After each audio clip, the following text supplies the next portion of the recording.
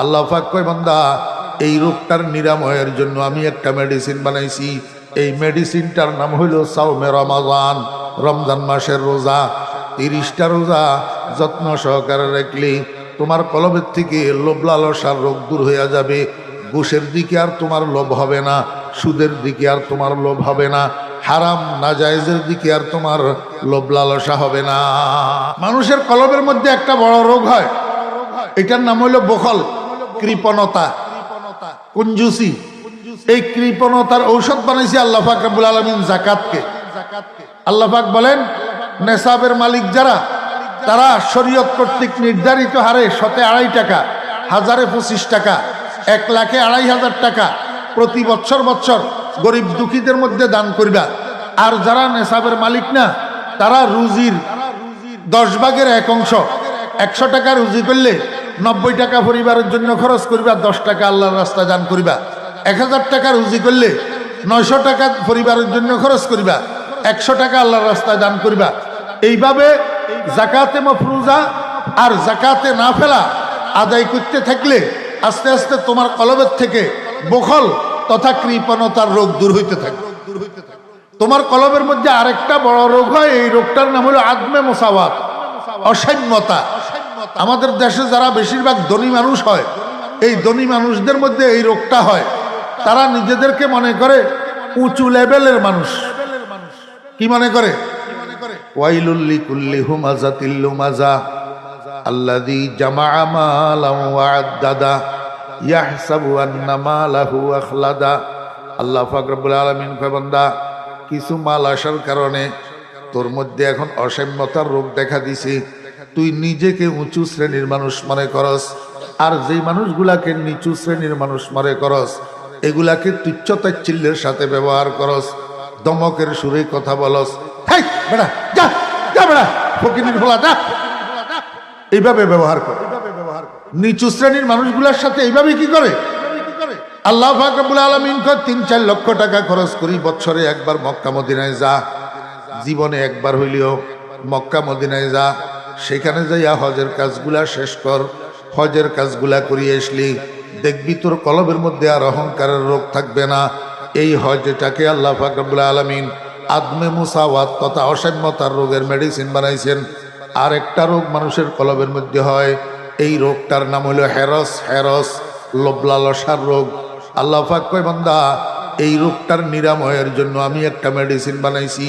এই মেডিসিনটার নাম হইল সাওমে রমাজান, রমজান মাসের রোজা।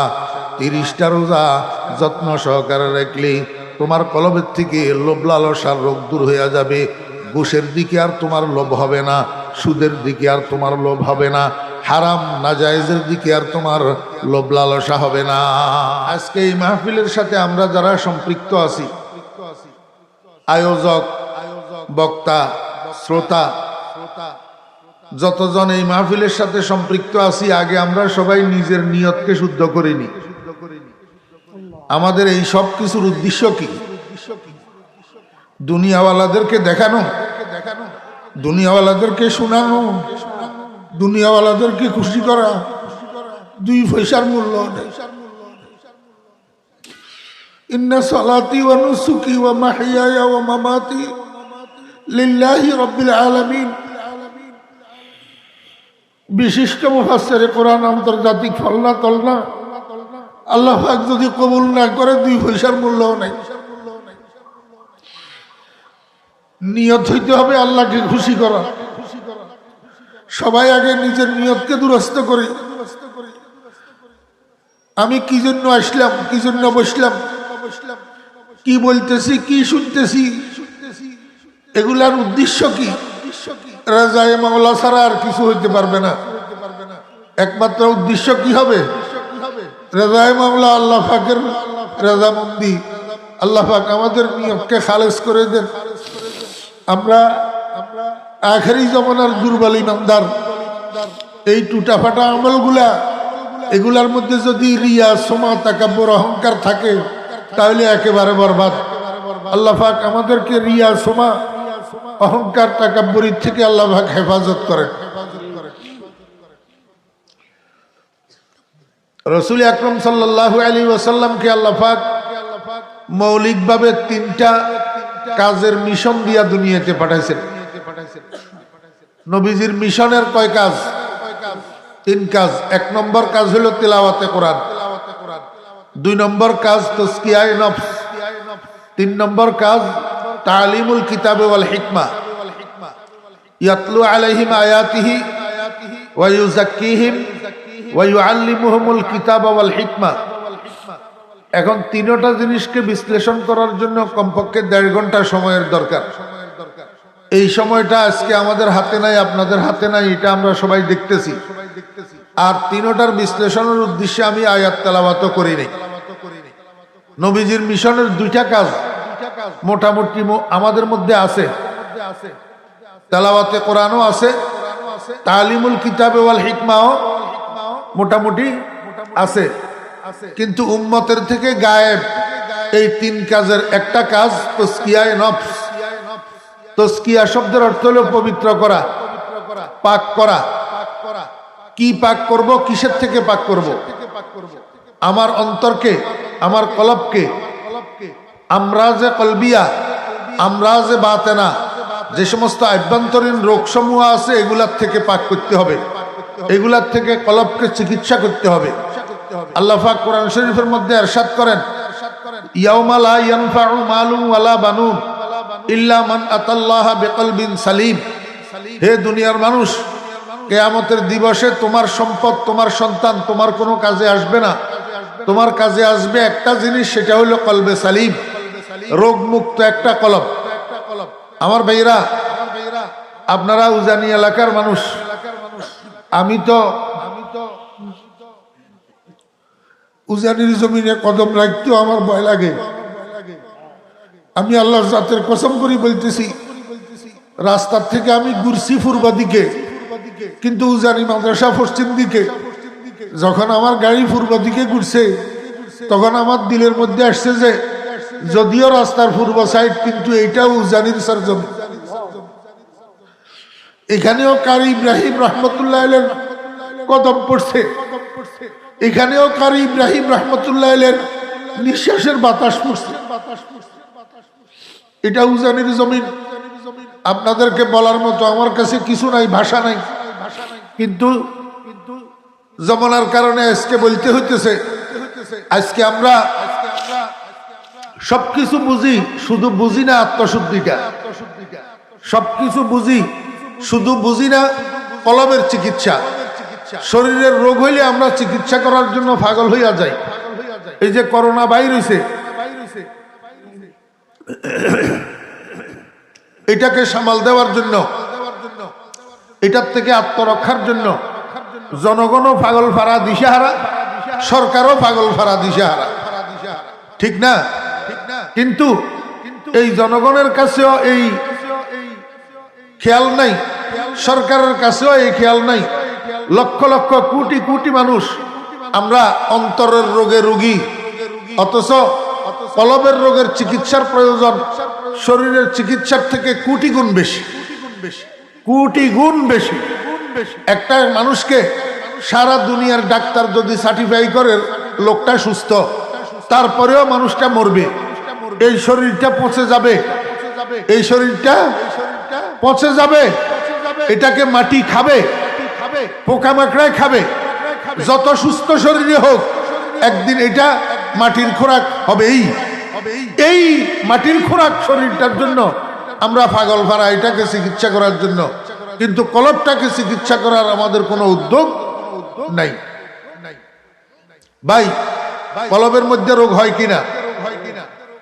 শরীরের যেরকম কতগুলা বড় বড় রোগ আছে, কতগুলা ছোট ছোট রোগ আছে, কলবেরও এরকম কতগুলা বড় বড় রোগ আছে, কতগুলা ছোট ছোট রোগ আছে। কলবের বড় বড় রোগ কয়টা? 5টা। কয়টা? 5টা। আমরা তো সবাই জানি ইসলামের বেনা কয়টা? কেন ইসলামের বেনা 5টা কেন হইল? 6টা হইতে পারল না, 4টা হইতে পারল না? মূলত ইসলামের যে 5টা বেনা, এই 5টা জিনিস কলবের বড় বড় 5টা রোগের ঔষধ। 5টা রোগের ঔষধ। ইসলামের প্রথম বেনা যেটা ঈমান, শাহাদাতি আল্লাহ ইলাহা ইল্লাল্লাহ ওয়া আন্না মুহাম্মাদান আবদুহু ওয়া রাসূলুহু, এটা শিরক ও কুফর নামের রোগের ঔষধ। কলবের রোগের মধ্যে সবচেয়ে মারাত্মক রোগ হলো অহংকার, তাকাব্বুর। ও ভাই, কেউ টাকার কারণে তাকাব্বুরি অহংকারই করে, কেউ পদের কারণে ক্ষমতার কারণে অহংকার করে, কেউ জোরের কারণে শক্তির কারণে তাকাব্বুরি অহংকারী করে, আর কেউ এলেমের কারণে তাকাব্বুরি অহংকারী করে, আর কেউ আমলের কারণে তাকাব্বুরি অহংকারী করে। আল্লাহ কয় কারো জন্য অহংকারের অনুমতি নাই। একটা সরিষার দানা পরিমাণ অহংকার কলবের মধ্যে লইয়া মারা গেলে জাহান্নামে যাওয়া ছাড়া উপায়। পালান নবী সাল্লাল্লাহু আলাইহি ওয়াসাল্লাম, মান কানা ফি কলবিহি মিসকালু হাববাতিন মিন খারদালাতিন মিন কিবির ফি রিওয়ায়াতিন ওয়াজাবাত লাহুন নার ওয়া ফি রিওয়ায়াতিন হারামাল্লাহু আলাইহিল জান্নাহ। মরার আগে কলবকে অহংকার থেকে মুক্ত করে মরতে হবে। আল্লাহ পাক রব্বুল আলামিন কে বান্দা, তোর কলবকে অহংকার থেকে মুক্ত করার জন্য, অহংকার থেকে চিকিৎসা করার জন্য আমি একটা মেডিসিন বানাইছি। এই মেডিসিনটার নাম হইল নামাজ। মেডিসিন এটার নাম কি? ওয়া ইকামিস সালাহ, ইসলামের দ্বিতীয় বেনা। আল্লাহ পাক রব্বুল আলামিন বলেন, এই তোর সম্মানী কপাল এটার নিচের দিকে নামাইবি, নামাইতে নামাইতে একেবারে মাটির মধ্যে নিয়ে রাখবি। মাটির মধ্যে রাখি এবার তুই স্বীকারোক্তি দিবি, সুবহান রাব্বিয়াল আ'লা। আয় আল্লাহ, আমার কাছে বড়ত্বের কিছু নাই, আমার কাছে অহংকারের কিছু নাই, আমি তো তোমার গোলাম, গোলাম হইতে চাই। কি ভাই, আমরা কি হইতে চাই? আব্দহু মাই বখশে আবদিয়ত মুঝে, আব্দহু মাই বখশে আবদিয়ত মুঝে, ওয়াজহে সদ ইজ্জত है ये जिल्लत मुझे। মানুষ তো খালি উপরের দিকে উঠতে চায়, খালি সম্মানী হইতে চায়। মানুষে আমারে সম্মান করুক, মানুষে আমারে সালাম আলাইকুম সালাম আলাইকুম করুক, মানুষে আমারে হুজুর হুজুর করুক। মানুষ তো শুধু এইটা চায়। আসলে এইটা চাইলেই এইটা পাওয়া যায় না, এইটা পাওয়া যায় আরেকজনের গোলামি এখতিয়ার করলে। জি, আসিরে এশক শোকান্দি শাইনাস, হামা সাহেব দিলারা পেশাইনাস। আসিরে এশক শোকাজাদ বাসি, গমশ বরসি না নেতা সাদেবাসী। একজনের গোলামি এখতিয়ার করলে, একজনের গোলামির জিঞ্জির পায়ে পড়লে, একজনের গোলামির জিল্লতি অবলম্বন করলে তা আল্লাহ পাক রব্বুল আলামিন জিল্লতি এটাকে ইজ্জতে পরিবর্তন করে দেয়। এই জন্য আল্লাহর আশিকরা আল্লাহর দরবারে বসি বসি কান্দে, আব্দহু মাই বখশে আবদিয়ত মুঝে, ওয়াজহে সদ ইজ্জত है ये जिल्लत मुझे। সিজদার মধ্যে যাই, আল্লাহর বান্দারা, আল্লাহর আশিকরা বলে সুবহান রাব্বিয়াল আ'লা। অন্তর থেকে বলতে হবে, মনোযোগ সহকারে বলতে হবে, ইখলাসের সাথে বলতে হবে, খুশু খুজুর সাথে বলতে হবে। এই বলাইটা যখন বারবার হবে, বকসরত হবে, অধিক হারে হবে, তাওয়াজুর সাথে হবে, খুশু খুজুর সাথে হবে। আল্লাহ পাক রব্বুল আলামিন কে বান্দা, আস্তে আস্তে তোর কলবের থেকে অহংকার দূর হইতে থাকবে। তোর মধ্যে আস্তে আস্তে বিনয় আসবে, নম্রতা আসবে, ভদ্রতা আসবে। তোর মধ্যে, তোর কলবের মধ্যে আস্তে আস্তে আল্লাহু আকবার তাওয়াজু আসবে। এখন দেখা যায় কিছু মানুষ, আমরা নামাজও পড়ি, অহংকারও করি, নামাজও পড়ি, তাকাব্বুরিও করি। বোঝা যায় নামাজে আমাকে ধরে নাই, সেজদা সুন্দর হইতেছে না। সেজদা সুন্দর হইলে নামাজি মানুষের মধ্যে বিনয় নম্রতা না আসি পারে না। এটা অহংকারের ঔষধ। অহংকারের কি?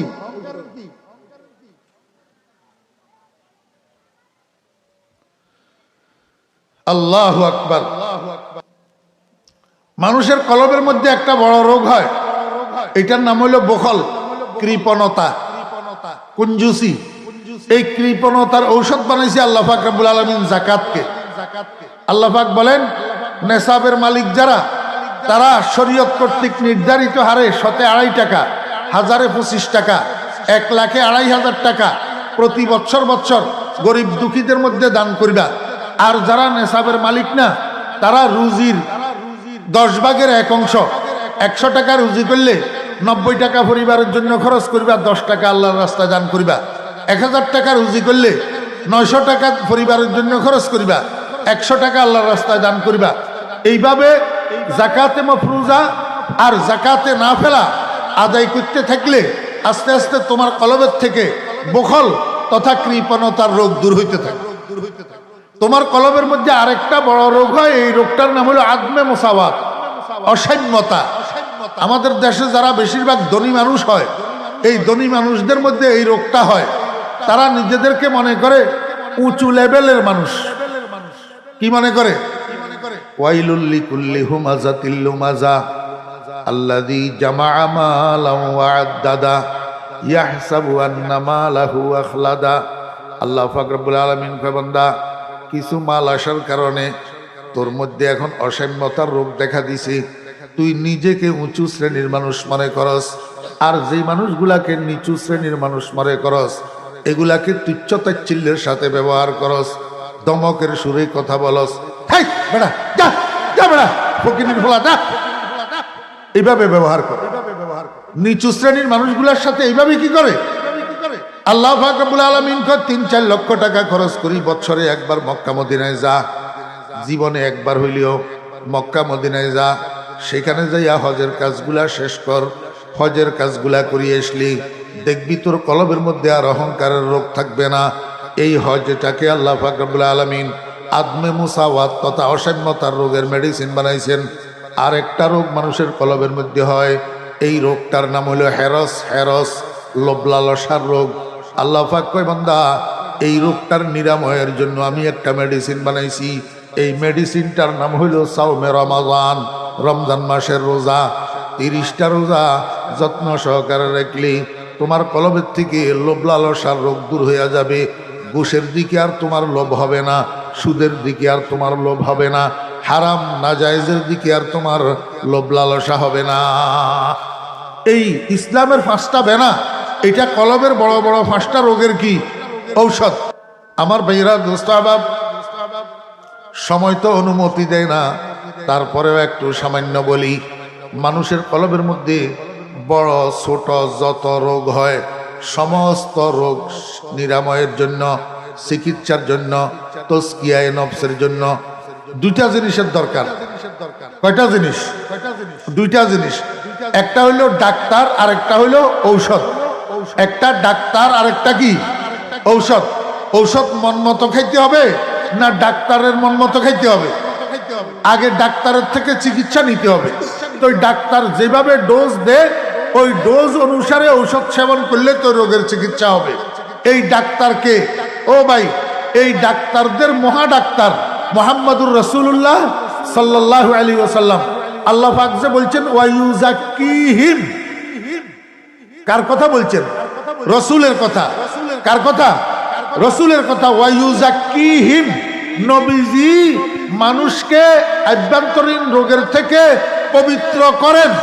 ওয়ায়ুযাক্কিহিম, এটা কি? এটা ডাক্তারি। অতএব এই পৃথিবীর মহা ডাক্তার মুহাম্মদুর রাসূলুল্লাহ সাল্লাল্লাহু আলাইহি ওয়াসাল্লাম, আমার ভাইরা, দোস্ত আহবাব, আল্লাহর হাবিব 1.25 লক্ষ ডাক্তার তৈরি করে দুনিয়া থেকে গেছেন। এই 1.25 লক্ষ ডাক্তারের মধ্যে 1 নম্বর ডাক্তারের নাম আবু বকর, 2 নম্বর ডাক্তারের নাম ওমর, 3 নম্বর ডাক্তারের নাম ওসমান, 4 নম্বর ডাক্তারের নাম আলী। ইনারা আবার কতগুলা ডাক্তার তৈরি করে দুনিয়া থেকে গেছেন। হযরতে আলী রাদিয়াল্লাহু আনহু এই যতগুলা ডাক্তার তৈরি করে গেছেন, তন্মধ্যে আল্লাহু আকবার, একজন বড় ডাক্তারের নাম হযরতে হাসান বসরি রহমতুল্লাহ আলাইহি। হযরতে হাসান বসরি রহমতুল্লাহ আলাইহি, হযরতে হাসান বসরি রহমতুল্লাহ আলাইহি যতগুলা ডাক্তার তৈরি করে গেছেন, তন্মধ্যে একজন বড় ডাক্তারের নাম শেখ আব্দুল ওয়াহিদ রহমতুল্লাহ আলাইহি। এইভাবে একের পর এক একজনে বড় বড় ডাক্তার তৈরি করে গেছেন। এই ধারাবাহিকতা আসতে আসতে আমাদের হিন্দুস্তান পর্যন্ত এসছে। এই হিন্দুস্তানের মধ্যে এই ডাক্তারের ধারাবাহিকতার একজন বড় ডাক্তারের নাম হাজি এমদাদুল্লাহ মুহাজির মক্কি রহমতুল্লাহ আলাইহি। হাজি এমদাদুল্লাহ মুহাজির মক্কি রহমতুল্লাহ আলাইহি যেই ডাক্তারগুলা তৈরি করে গেছেন, তন্মধ্যে একজন বড় ডাক্তারের নাম রশিদ আহমদ গঙ্গুহি রহমতুল্লাহ আলাইহি। ও দোস্ত আহবাব, রশিদ আহমদ গঙ্গুহি রহমতুল্লাহ আলাইহি যে বড় বড় ডাক্তার তৈরি করে গেছেন, তন্মধ্য থেকে একজন বড় ডাক্তারের নাম কারি ইব্রাহিম সাহেব রহমতুল্লাহ আলাইহি। ডাক্তার, আল্লাহু আকবার। আমার ভাইয়েরা, দোস্ত আহবাবেরা, এই ডাক্তারের কাছে কেন যাব? একটা হারানো জিনিস উদ্ধার করার জন্য। কি হারানো জিনিস? এই হারানো জিনিসটার নাম হইল মারফতে এলাহি। হারানো জিনিস, এটার নাম কি? মারফতে এলাহি, আল্লাহ পাকের পরিচয়। আমার ভাইয়েরা, দোস্ত আহবাব, আল্লাহ পাকের পক্ষ থেকে আমরা আদেশ প্রাপ্ত আল্লাহ পাকের ইবাদত করার। এই ইবাদত আমরা করতে পারি না কেন? এই ইবাদত করতে না পারার কারণ হলো মহব্বত না থাকা। মহব্বতের কারণে হুকুম মানা সহজ হয়, মহব্বত না থাকলে হুকুম মানতে পারে না। আমরা আল্লাহ পাকের হুকুম মানতে পারি না, আল্লাহর ইবাদত করতে পারি না কেন? মহব্বত না থাকার কারণে। আসলে আমাদের মধ্যে আল্লাহর মহব্বত নাই যে না, আল্লাহর মহব্বত আমাদের মধ্যে আছে, কিন্তু মহব্বতটা বিলুপ্ত হইয়া রয়েছে। আমরা আল্লাহর পরিচয় হারাইয়া ফেলছি। পরিচয় যখন উদ্ধার হয় তখন বিলুপ্ত মহব্বত আবার সজাগ হয়। আর মহব্বত যখন সজাগ হয় তখন শুধু 5 ওয়াক্ত কেন, রাত্রের 4টার সময় শীতের মধ্যে ঘুম থেকে উঠি, ঠান্ডা পানি দিয়ে ওযু করি, তাহাজ্জুদের নামাজের মুসল্লায় দাঁড়ানো বান্দার পক্ষে আর কষ্টকর হয় না, বরং আরো আনন্দের কারণ হয়। কি কারণে? ওই পরিচয় হারাইয়া ফেলছি, এই জন্য মহব্বত বিলুপ্ত হইয়া রয়েছে। সময় তো নাই, না হলে একটা উদাহরণ দিতাম। আমার উদাহরণ না, হাকিম আখতার সাহেব রহমতুল্লাহ আলাই রূহ কি বিমারিয়া আর উনকা এলাজ নামক কিতাবের মধ্যে একটা সুন্দর উদাহরণ দিয়েছেন। কয় মিনিট আছে? মনোযোগ আসেনি আপনাদের? একটু 5 মিনিটের মধ্যে বলি, কেমন? লোক একটা বাংলাদেশ থেকে করাচি গেছে টাকা রুজি করার জন্য। যাওয়ার সময় বাড়িতে 2 বছর বয়সের একটা ছোট শিশু বাচ্চা রেখে গেছেন। দুর্ভাগ্যবশত এই লোকটা করাচি যাইয়া সেখানে রংডং দেখি মুক্ত জীবন পাইয়া আওয়ারা হইয়া গেছে। 15 বছর একটানা করাচিতে রইয়া গেছে, বাড়ির কোনো খোঁজ খবর নেয় নাই। বুঝছেন না? বুঝেন নাই? আমার ভাইয়েরা, দোস্ত আহবাব, 15 বছর পরে এই লোকটা বাড়িতে চিঠি লিখছে ওয়াইফের কাছে, আমি আগামী মাসের 9 তারিখ সকাল 9টার সময় ঢাকা এয়ারপোর্টে নামবো, তোমরা যে পারো আমাকে এয়ারপোর্ট থেকে আগাইয়া নিয়ে যাইবা। ফিয়ন যখন চিঠিটা দিয়ে গেছে, আল্লাহু আকবার, বুঝি থাকলে বলেন, যেই ছেলেটাকে 2 বছর বয়স্ক বাড়িতে রেখে গিয়েছিলেন, এখন সেই ছেলেটার বয়স কত? 17 বছর। বুঝ হয়েছে না হয় নাই? এই ফিয়নে চিঠি দিয়ে গেছে, মায় চিঠিটা ছেলের হাতে উঠাইয়া দিছে, বাবারে দেখ, ফিয়নে একটা চিঠি দিয়ে গেছে, আমাদের তো চিঠি দেওয়ার সেরকম কোনো লোক নাই, এটা কার চিঠি, কে দিল, একটু পড়েই দেখ। ছেলে এটা খুলি, চিঠি এটা পড়ছে, পড়ি মাকে বলে, মা এটা তো আমার আব্বার চিঠি। আব্বার চিঠি লিখছেন আগামী মাসের 9 তারিখ সকাল 9টায় ঢাকা এয়ারপোর্টে নামবেন, কেউ যাই আব্বাকে আগাই আনার জন্য। মায়ে কয়, বাবা আর কেউ যাবে কেন? আল্লাহর রহমতে এখন তুই বড় হয়েছিস, তোর বুঝ হয়েছে, তুই নিজে যাইয়া ঢাকা এয়ারপোর্ট থেকে তোর আব্বাকে আগাই নিয়ে আসবি। ছেলে কয়, মা আমি তো আব্বাকে চিনি না, আব্বাকে কেমনে আগাই আনবো? মায়ে কয়, তুই যাওয়ার সময় তোর জ্যাঠাকে সাথে করে নিয়ে যাবি, তোর জ্যাঠাই তোর সাথে তোর আব্বার সাথে পরিচয় করাইয়া দিবি। যেই কথা সেই কাজ।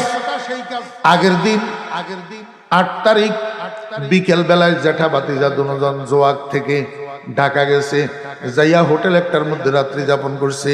9 তারিখ সকালে ফজরের নামাজ পড়ি জ্যাঠা ভাতিজা দুজন গেছে এয়ারপোর্টে। এখন এয়ারপোর্টে যাইয়া আল্লাহু আকবার, এই তরুণ ছেলে 17 বছর বয়সের আব্দুল করিম এয়ারপোর্টের মেইন গেটের এক পাশে হেলান দিয়া দাঁড়াইয়া আছে, আব্বার জন্য অপেক্ষা করতেছে। আর বিদেশি যাত্রীরা আসতেছে, যে সুন্দর লাগতেছে, তামাশা দেখতেছে। কিন্তু জ্যাঠা মুরব্বী মানুষ, উনি এয়ারপোর্টের এক কোনায় যাইয়া বসি বসি বিশ্রাম করতেছে। এই বিশ্রামের মধ্যে ঘুম আসি গেছে, জ্যাঠাই বলতে পারে না, বসি বসি ঘুমাইতেছে। আমার বেয়েরা, দোস্ত আহবাবেরা, কোনখান দিয়ে 10টা বাজে গেছে, আব্দুল করিম টেরও পায় নাই। 10টার সময় দেখতেছে ভিতরের দিক থেকে একটা অর্ধবয়স্ক মানুষ, চুল দাড়ি আধা সাদা আধা কালো, ভিতরের থেকে বাইর হইতেছে। একটা ট্রলির মধ্যে বড় বড় 3টা লাগেজ লইয়া যখন বাহিরে আসছে, ছেলে এইটাকে সামনে পাইছি। এই তরুণ আব্দুল করিমকে কয়, বাবারে তুমি কে তো আমি জানি না, আমি এয়ারপোর্টের ট্রলি সামনের দিকে তো আর নিতে পারবো না, কিন্তু 2 হাতে 3টা লাগেজ যত বহন করতে পারবো না, এখানে তো কোনো কুলিও দেখতেছি না, গাড়িও দেখতেছি না। ওই যে সামনে রাস্তা দেখা যায় সেখান পর্যন্ত গেলে মনে হয় গাড়ি পাবো। বাবা তুমি একটু আমার একটা লাগেজ একটু বহন করি, আমাকে সামনের রাস্তা পর্যন্ত পৌঁছাইয়া দাও। সুন্দর করেই বলছে, সুন্দর করেই বলছে, হুকুমের সুরে নয়, বিনয়ের সুরে। কিন্তু হুকুমটা ছেলে মানতে পারল না। ছেলে কি করছে, এত জোরে দমক দিছে, এই বুড়া কে তুমি, আমাকে কেন তোমার লাগেজ বহন করার জন্য বলতেছ? কিছুক্ষণ পরে আমার আব্বা আসবে, কত কুলি লাগবে আমার আব্বার লাগেজ বহন করার জন্য, আমি কেন তোমার লাগেজ বহন করব? দমক দিছে যে, ওই দমকের লগে জেঠা যে কোনায় বসি বসি ঘুমাইতেছে, লাফাই উঠছে। মাথা উপরের দিকে উঠাইয়া দেখে আমার ভাতিজা এমনি তো বেজাল্লা পোলা, যেখানে যায় সেখানে বেজাল করে। আজকে এয়ারপোর্টের মধ্যে কার সাথে বেজাল করতেছে একটু দেখি। মাথা উঠাইয়া দেখে যাও, মা আমার ভাই না, আমার এখানে একজন একজনকে চিনে না, কারোর সাথে কারো পরিচয় নাই। কিন্তু বুড়া এত দূরের থেকে দেখার পরেও বাইকে চিনতে অসুবিধা হয় নাই, দৌড় দিছি। যখন এক ভাই আরেক ভাই সামনে এসছে, দোনো ভাই একজন একজনকে জড়াইয়া ধরছে, কুশল বিনিময় করছে। কুশল বিনিময়ের পরে বড় ভাই আব্দুর রহমান ছোট ভাই আব্দুর রহিমকে কয়, ভাই এই যে তোর সামনে যে ছেলেটা দাঁড়ানো আছে এটাকে তুই চিনিস? কয় না। কয় এটা তোর কলিজার টুকরা আব্দুল করিম, যাকে 2 বছর বয়স্ক বাড়িতে রেখে গিয়েছিলি, আল্লাহর রহমতে এখন বড় হয়েছে। এবার ভাতিজার দিকে ঘুরছে। ভাতিজারে কয়, ভাতিজা কাকে দমক দিতেছ তুমি? যেই আব্বার সাথে তোমাকে আমি পরিচয় করে দেওয়ার জন্য এসেছি, আমার ছোট ভাই আব্দুর রহিম, এটাই তো বেটা তোর বাবা, তুই কাকে দমক দিতেছ? জেঠার মুখ থেকে এই কথা যখন শুনছে, অনুশোচনার আগুন দাউ দাউ করে ভিতরে জ্বলে উঠছে। হাই কি করলাম, আব্বাকে আগাই নেওয়ার জন্য আসলাম, না চিনার কারণে আব্বাকে ধমক দিলাম, বেয়াদবি করলাম। সঙ্গে সঙ্গে বাপের পাওয়ার উপরে পড়ছে, পাও জড়াইয়া দড়ি কয়, আব্বা আমাকে মাফ করে দেন, আমি চিনতে না পারার কারণে আপনার সাথে বেয়াদবি করছি। বাপে 2 বাহু দড়ি ছেলেটাকে উপরের দিকে উঠাইয়া বুকের সাথে জড়াইছে। বাপও কান্দে, ছেলেও কান্দে। আমার ভাইয়েরা, দোস্ত বাপ, এখন কানতে কানতে ছেলে এইটাই কয়, বাবা এখন আপনি আমার এক কাঁধে উঠি বসেন, আর এক কাঁধে সবগুলা লাগেজ উঠাইয়া দেন, সবগুলা আমি মানতে বহন করতে তৈয়ার। কারণটা কি, 5 মিনিট আগে যেই ছেলে একটা লাগেজ বহন করার জন্য বলছে ধমক দিল, আর এখন কয় 3টা লাগেজ বহন করার জন্য সে তৈয়ার। বিষয়টা কি, এদের অন্তরের মধ্যে আগে থেকেই মহব্বত ছিল।